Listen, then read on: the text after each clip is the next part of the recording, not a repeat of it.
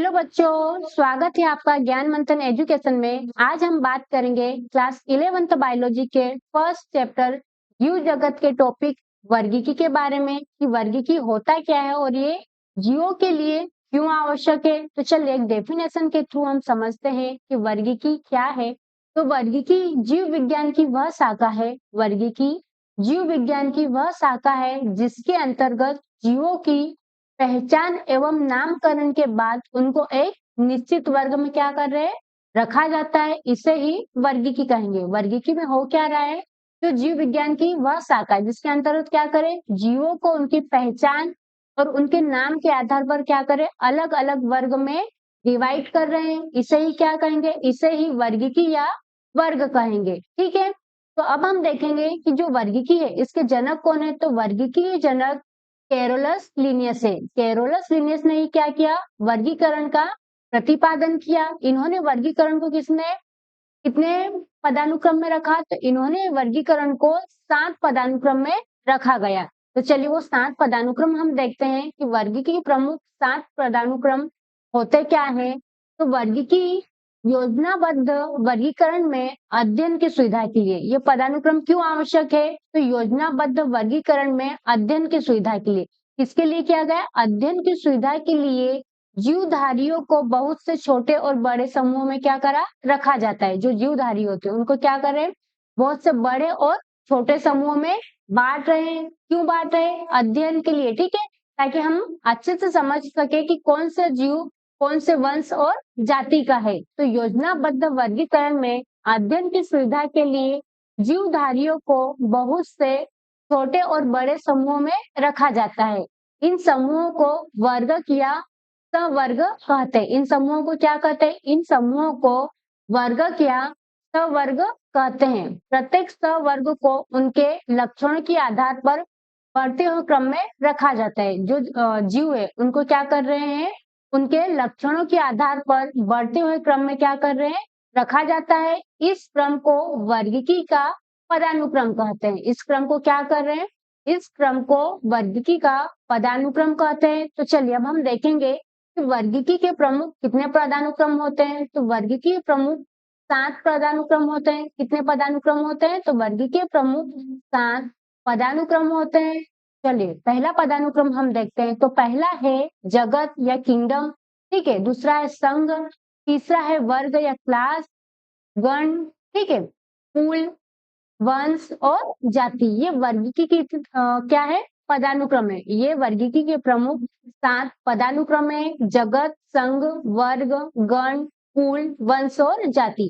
जो जाति है ये वर्गीकी की क्या है, सबसे छोटी इकाई है। जाति वर्गीकी की सबसे छोटी इकाई है। और ये जगत है, ठीक है, जो जगत होता है ये वर्गीकी की क्या है, सबसे बड़ी इकाई है। मतलब जो जगत है इसमें क्या होंगे, सभी प्रकार के जीव प्रेजेंट रहेंगे।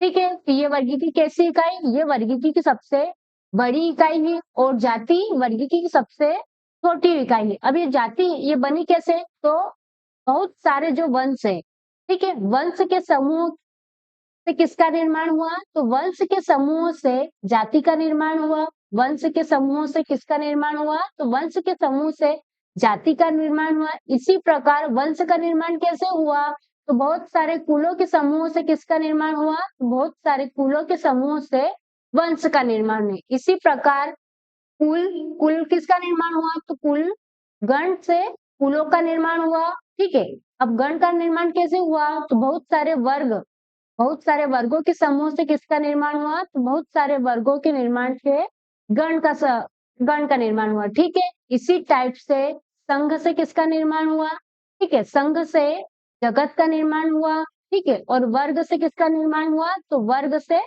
संघ का निर्माण हुआ। आई बात समझ में, चलो हम एक डेफिनेशन के थ्रू अच्छे से इसे समझते हैं कि किससे किसका निर्माण हुआ। ठीक है, तो चलिए सबसे पहले हम देखेंगे कि जाति होती क्या है। तो यह वर्गीकी की सबसे छोटी इकाई होती है। जो जाति है ये क्या है, वर्गीकी की सबसे छोटी इकाई होती है। ठीक है, इसमें कैसे जीवों को रखते हैं, तो समान आकार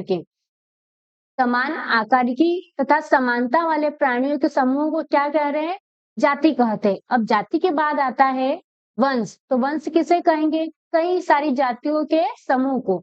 तो बहुत सारी जातियों के समूह आपस में मिल जाते हैं तो उसे क्या कहेंगे, उसे वंश कहते हैं। कई जातियों के जीव समूह मिलकर वंश बनाते हैं। अब इनमें क्या समानता, इनके जो लैंगिक गुण होते हैं वो क्या होते हैं, समान होते हैं। जो इनकी जातियों के जो जीव होते हैं उनमें क्या समानता रहती है, तो इनके लैंगिक गुण क्या होते हैं, समान होते हैं। अब वंश के बाद हम देखेंगे कुल। कुल या फैमिली होता क्या है, इससे ये किससे मिलकर बने हैं, अनेक वंश। इससे मिलकर बने हैं अनेक वंश जो आपस में समान लक्षण युक्त होते हैं। इसमें जो जीव हैं वो कैसे होंगे, समान लक्षणों वाले होंगे।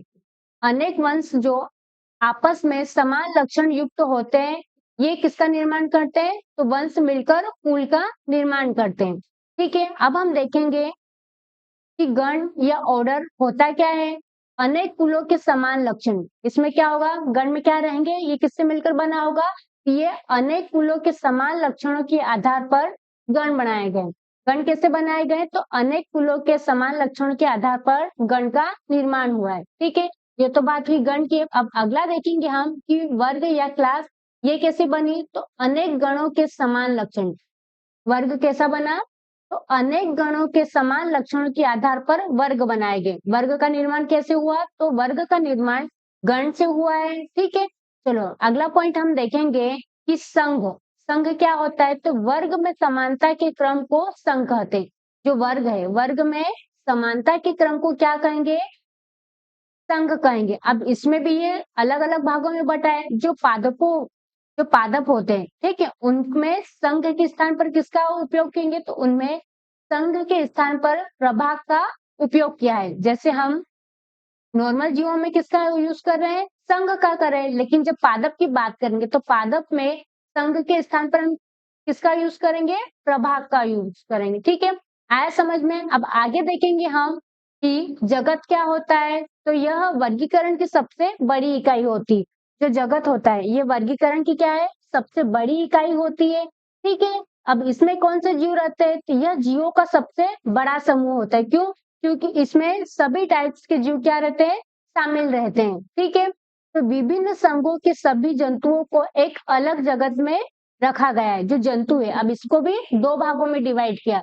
जो जंतु है उनको अलग जगत में डिवाइड किया और जो प्लांट्स है उनको अलग जगत में रखा गया। तो जंतुओं को कौन से भाग में रखा गया, तो जंतुओं को एनिमेलिया वर्ग में रखा गया। जंतुओं को कौन से वर्ग में रखा गया, तो जंतुओं को एनिमेलिया वर्ग में रखा गया। और जो पौधे हैं, पौधों के सभी प्रभागों को, जो पौधे हैं उनके सभी प्रभागों को, प्रभाग किसको बोलेंगे हम, ठीक है, प्रभागों को जगत में, प्लांटी जगत में रखा गया। किसमें रखा गया, तो प्रभागों के समूह को प्लांटी जगत में रखा गया। आया समझ में।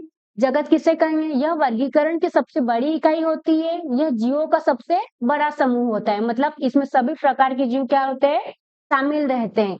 विभिन्न संघों के समूह को, जंतुओं को एक अलग जगत में रखा गया और जो प्लांट्स हैं उनको अलग जगत में रखा गया। प्लांट्स को प्लांटी जगत में रखा गया और जंतुओं को एनिमेलिया जगत में रखा गया। ठीक है, चलो एक बार हम अच्छे से और देखते हैं।